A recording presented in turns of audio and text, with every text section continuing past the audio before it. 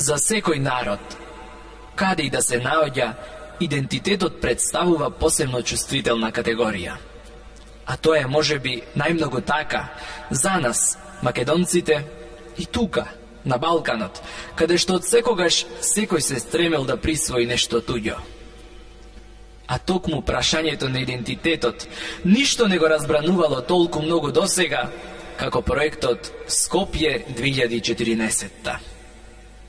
Па така, се брза да се постигне инстант историја и инстант архитектура, со што се создава инстант град. Сите овие стилови што се градат се позајмени и тоа е изобличување на оригиналните стилови. А секој изобличување е карикатура. Значи, сите овие објекти се карикатура. Јас никогаш не можам да кажам дека барокот е дел од мојот идентитет. Барокот е дел од еден авторитарен период, кому најбитни му се парадата, помпезноста и монументализмот. А вакви монументални зданија се карактеристични за тоталитарните режими, како Романија на Чаушеску, Италија на Мусолини, Хитлерова Германија, Северна Кореја и други. Како малку да беше што плоштадот личи на некоја неправилно разместена изложба, па луѓето што доаѓаат оннадвор прашуваат до кога ќе трае изложбата. Што Жена парк го преполнивме со споменици на мажи, што негуваме посебна љубов кон коњите, па уште мајка Тереза не ја качивме на коњ. Зар мораше и да им поставиме споменици и на убиците на најголемите македонски синови, на личности кои директно работеле против македонската самобитност? Еднаш слушнавме изјава дека со проектот Скопје 2014 ќе се бетонира македонскиот идентитет. Јас мислам дека единствено се бетонираат пропагандистичките тези на нашите соседи. И самите ние, како се уште да немаме полна свест за процесите што се одигруваат, а се до тоа го гледаат и го следат другите, и внимателно калкулираат со нашите пропусти и слабости.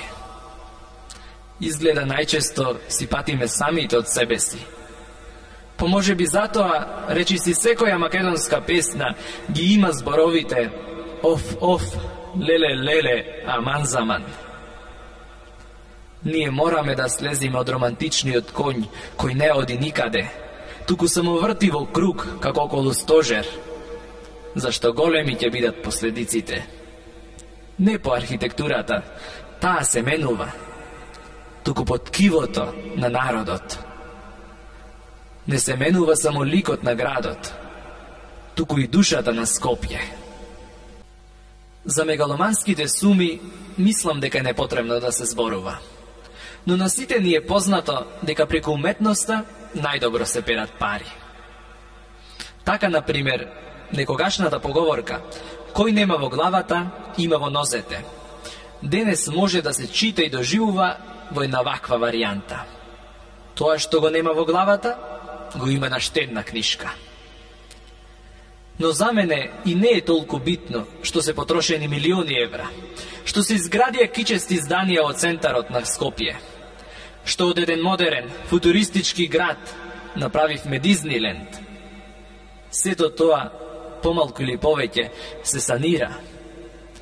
Многу е поважно што се оставаат длабоки импликации во колективната свест кај народот, што целосно се брише меморијата од некои клучни елементи на македонскиот идентитет. Затоа, потребно е што е можно поскоро санирање на последиците од Скопје 2014, зашто толку многу ги замрсивме работите, што ни мечот на Александар не би ги разбрзал.